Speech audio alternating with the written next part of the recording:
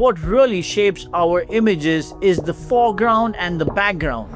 In this video, I'll show you different ways to use both with purpose, so you can guide your viewer's eye and instantly transform your composition.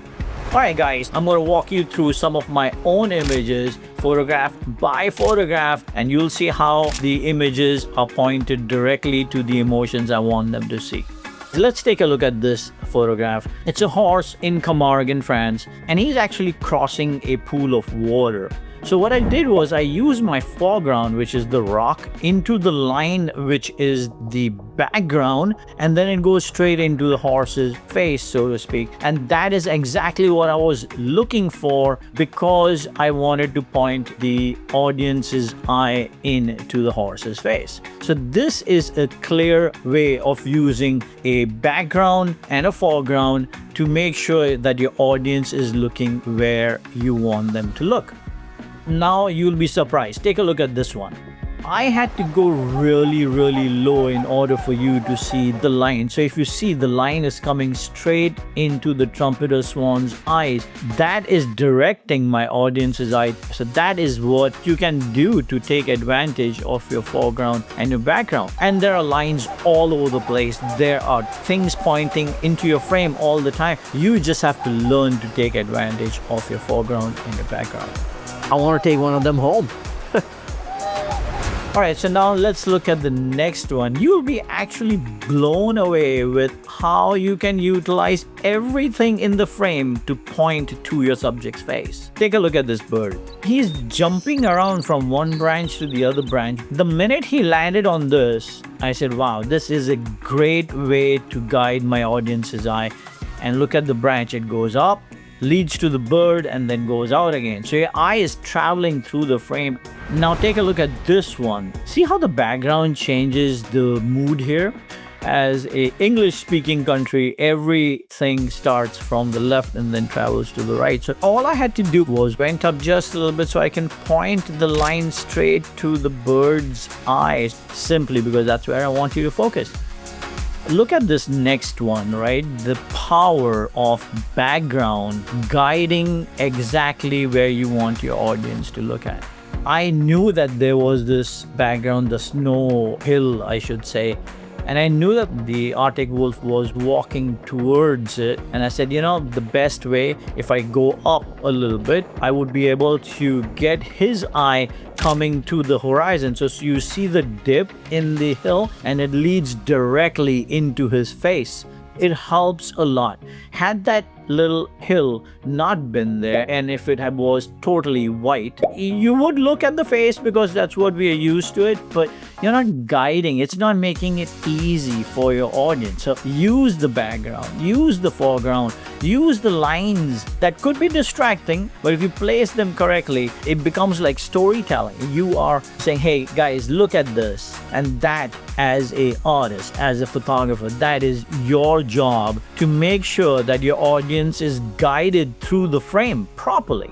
I promise you, this will be something that you'll get it. You'll say, okay, this is what I want to do when I'm on set, and this is what I'm going to do to guide my audience's eye. You know, background does not necessarily have to be the horizon. Background can also be something that's there, right? So in this, I took advantage of the other birds that were in the frame. Look at the lines in the other birds. They're all pointing directly at this bird's face. And there you go. So you can use other subject to guide your audience's eye to the bird that you really want them to see. Use subjects, use backgrounds, use horizons, use whatever you can use. The goal here is to send your audience's eye directly to where you want them to see.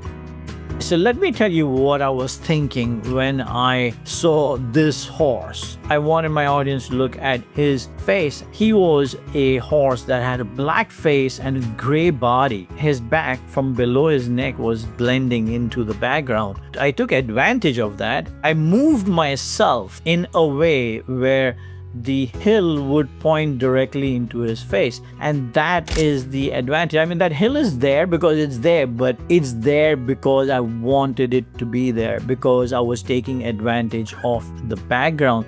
Lucky for me, face was black, everything else is light, so your eyes go there. Isn't that an amazing way of taking advantage of your background? All right, so this next one is all about waiting for your background and foreground to align together, or you may call it shift. This Pooja was sleeping for quite some time, and I waited and I waited and I waited, knowing that once she gets up, that there was no space for her because she was backed up against a huge tall rock.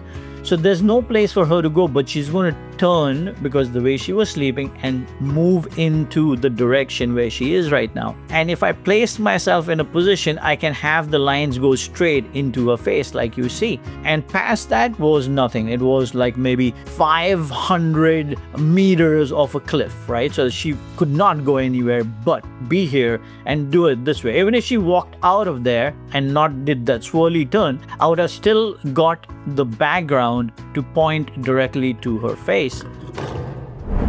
This one, I almost missed it until I noticed the foreground. So here's what happened.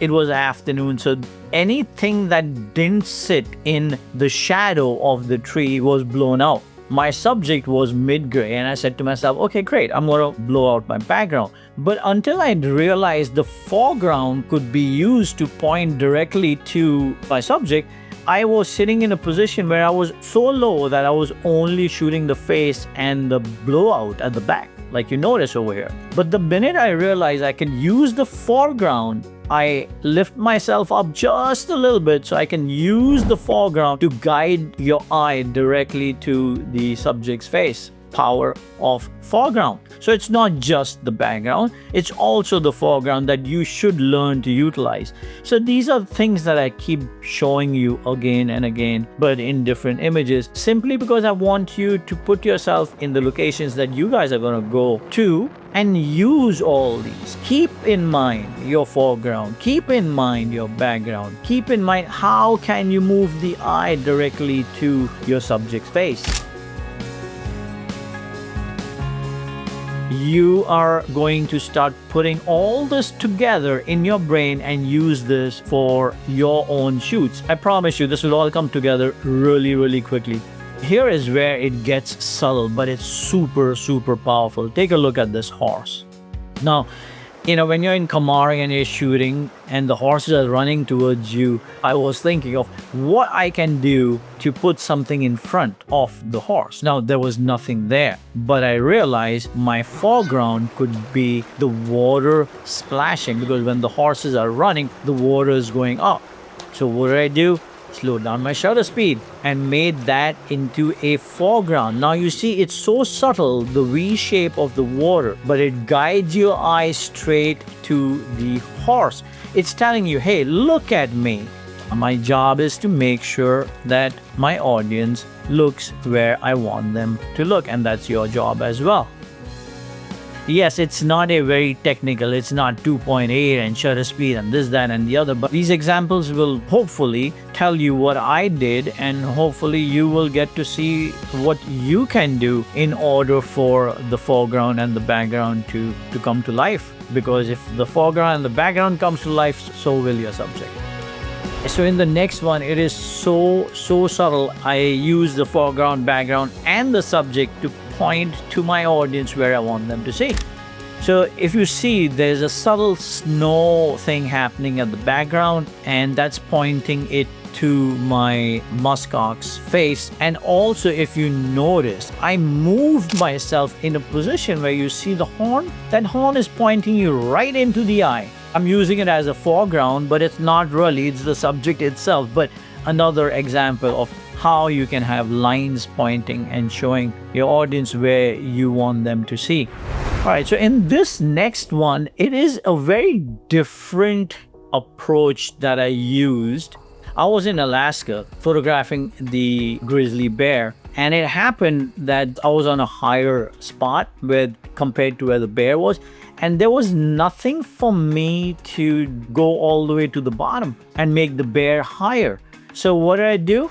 I put myself in a position where the lines of the grass and the water are coming straight into his eye. And the background all the way at the back, the dark background, that's basically pushing your eye down. Like it's darker, and what's happening is your eye is like there's nothing there to see. The interest is in the subject and the lines that are coming from the left into the bearer's face. And this is a very effective way, if you cannot get low, to use your background to push your audience's eye directly into your subject's face.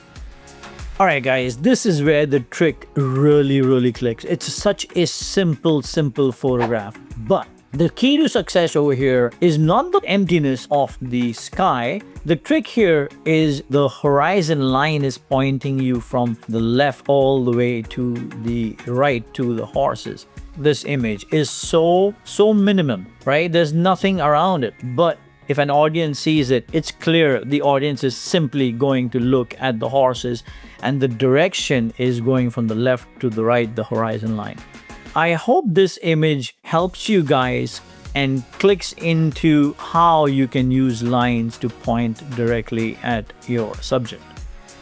Alright guys, let me tell you what I was thinking when I saw this frame. So I knew that the horses are going to come out of this particular place where the foreground was dipping in. The reason why it was dipping in is because they kept on going back and forth, and they were used to it. So I already had the foreground dipping in, right? So I said, okay, great. Now I went in front of that little dip and I said, okay, how do I take advantage of the background? I didn't have to move much. Lucky for me, the background was pointing exactly in the same direction. So here you have your foreground and your background doing exactly the same thing, moving your eye directly to your subject's face. Take advantage of your foreground, background. It is so powerful. Of course, the subject is important, but the background and the foreground are very important as well. Alright guys, so I will speak to you guys soon. See you in the next one.